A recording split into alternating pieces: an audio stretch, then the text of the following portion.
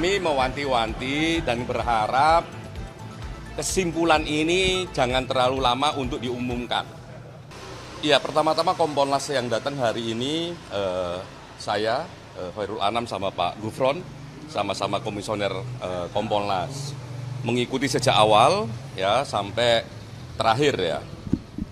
Terakhir ini artinya sudah ada pendalaman dan sebagainya, tinggal memang narik kesimpulan, walaupun masing-masing peserta gelar sudah memberikan pandangan, tinggal disusun.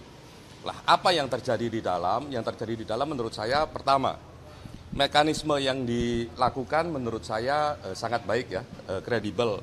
Masing-masing pihak maupun pelapor Dumas, terlapor Dumas dikasih kesempatan untuk menjelaskan apa yang menurut mereka penting untuk disampaikan.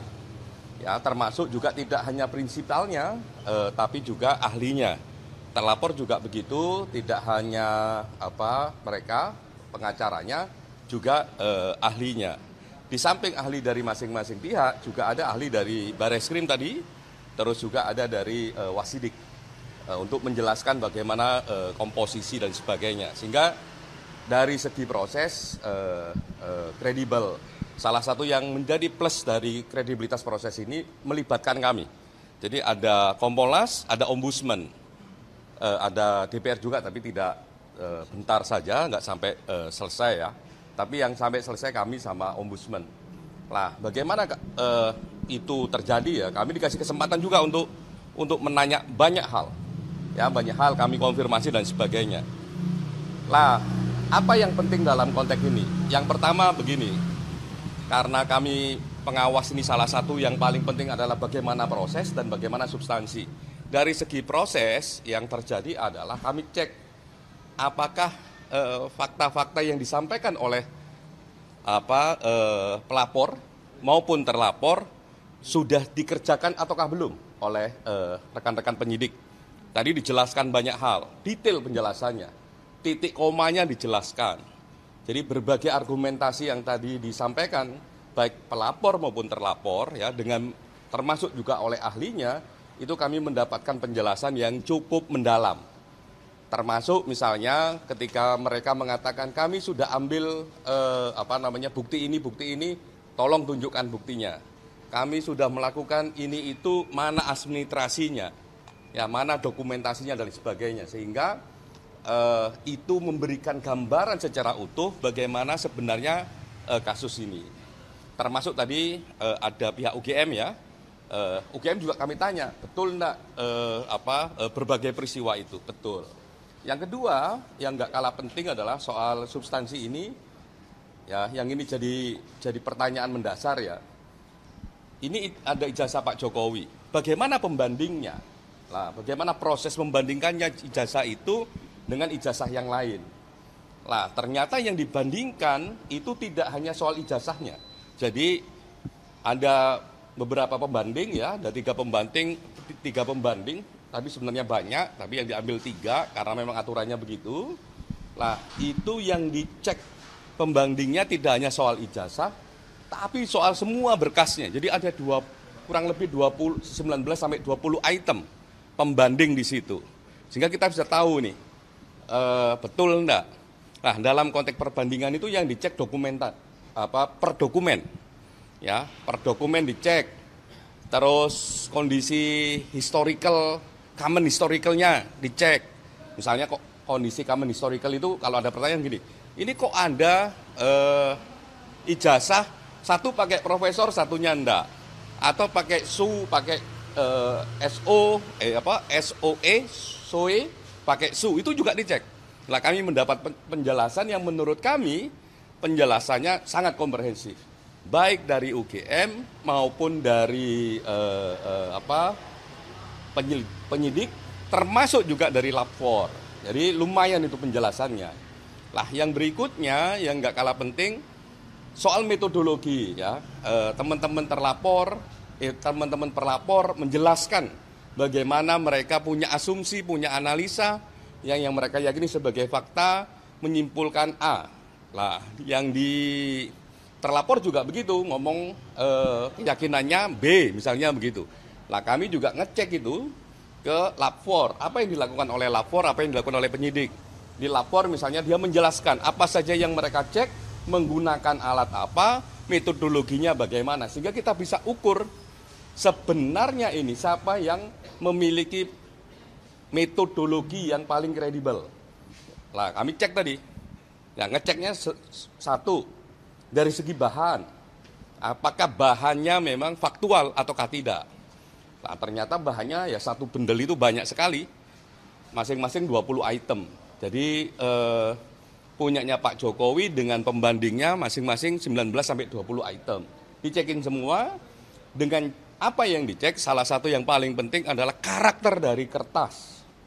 Ya, karakter dari stempel dan sebagainya. Karena itu memang benda fisik ya yang mereka pegang dan sebagainya.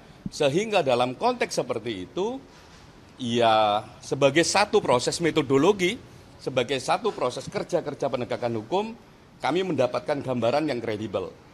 Yang berikutnya, apakah cara kerja kayak gitu bisa dipertanggungjawabkan? Bisa. Karena kita cek alatnya apa, metode kerjanya ini apakah berstandarisasi ataukah tidak. Alatnya tadi ditunjukin menggunakan alat apa saja, dan alat ini dipakai enggak di lapor yang lain. Nah, alat itu dipakai oleh lapor yang lain. Ya, artinya bisa diuji kalau alatnya itu. Kedua, apakah menggunakan satu standarisasi yang juga diakui secara internasional atau nasional? Ada pakai ISO. Sehingga memang dari segi metodologi itu lebih meyakinkan. Kami mendapatkan keterangan itu. Yang berikutnya yang nggak kalah penting adalah apakah misalnya begini, ketika proses proses dokumen itu terus ada satu dengan yang lain berbeda-beda misalnya, itu bagaimana penjelasannya? Itu juga dijelaskan. Termasuk oleh lapor, ya, oleh penyidik, tapi lebih banyak oleh oleh UGM. Misalnya begini, kenapa kok Anda skripsi ya yang belum ada tanda tangannya, itu dijelaskan. Dan itu terjadinya tidak hanya di satu dua skripsi, tapi banyak skripsi yang model kayak gitu. Kenapa bisa terjadi? Lah itu ada penjelasannya yang menurut kami ya sangat informatif dan akuntabilitasnya oke. Ya, kredibilitasnya oke. Nah, itu tadi kami dalami.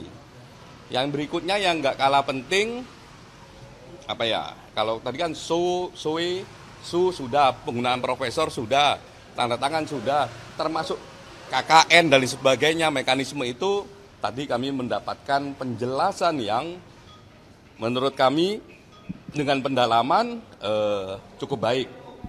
Lah, kita bilang cukup baik karena di samping kami mendapatkan penjelasan, kami juga minta proses penjelasannya. Jadi kalau mereka ngambil barang dari UGM misalnya, ngambil bukti dari UGM, mana berita acaranya, mana dokumentasinya dan sebagainya. Termasuk juga mekanisme kerja di lapornya. Nah, itu kami semua mendapatkan itu dan prosesnya lumayan kredibel menurut kami. Nah, tadi juga ada ombudsman juga aktif, kami juga aktif. Bahkan dalam beberapa konteks Kompolnas lebih aktif untuk menggali sebenarnya ini apa sih fakta-fakta yang melatar belakanginya. Termasuk misalnya ada persoalan ini nilainya D. Wah, ini kok dia kok bisa lulus misalnya begitu. Kita tanya tadi. Karena kami cek ya di publik yang beredar apa, oh ini bisa nilainya D dan sebagainya, ada penjelasannya dan sebagainya. Dan menurut saya karena ada penjelasan dari otoritas UGM, ada kerangka SOP-nya dan sebagainya, ada aturan main yang dari UGM, ini kami anggap itu juga kredibel. Termasuk juga ada perbedaan tata letak huruf di dalam ijazah. Ya, tata letak huruf dalam ijazah itu kan juga dipersoalkan. Nah, kami juga nanya tadi, ini gimana kok Anda dalam satu dokumen, ada beberapa dokumen tata letak hurufnya kok berbeda. Ada yang agak mepet dengan simbol UGM-nya, ada yang agak jauh gitu ya, A-nya. Oh, itu ada penjelasannya. Dan dijelaskan dengan cukup baik, ya, dijelaskan dengan bukti cukup baik, dan menurut kami penjelasan itu masuk akal. Mungkin itu pengantarnya, Mas Gubron. Berarti untuk saat ini proses gelar itu selesai atau masih akan berlanjut lagi? Sebagai satu proses gelar, tadi sampai pendalaman sudah selesai, masing-masing peserta gelar juga memberikan pandangannya, tinggal memang saat ini ditarik kesimpulan apa kesimpulannya. Gitu ya. Kalau dari kami, dari segi agak luas gitu ya, kayak tadi kita jelaskan, dari segi proses, dari segi substansi, dari segi administrasi, ya, termasuk metodologi, itu bisa dijawab dengan baik, ya, dengan akuntabel, dan kami dikasih kebebasan, bahkan tidak hanya kami, tapi juga teman eksternal yang lain, itu dikasih kebebasan untuk bertanya pendalaman lebih dalam. Lah, itu menurut saya proses yang kredibel dan penjelasannya bisa diterima. Karena kenapa bisa diterima?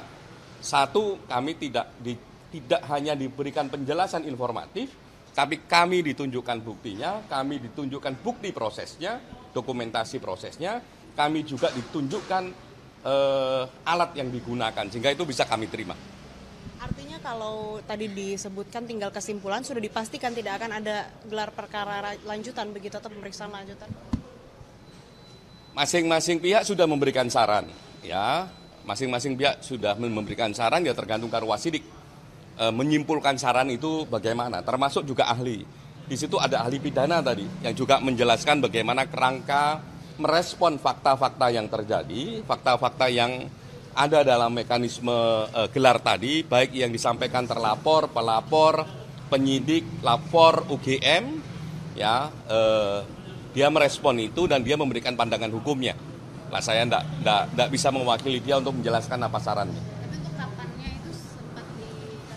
Kami mewanti-wanti dan berharap kesimpulan ini jangan terlalu lama untuk diumumkan. Karena satu, prosesnya sudah baik ini. Ya, prosesnya sudah baik, masing-masing pihak dikasih kesempatan untuk menjelaskan apa yang mereka yakini, baik pelapor maupun terlapor, dan kami yang di eksternal juga dikasih kesempatan untuk menggali lebih dalam. Gitu.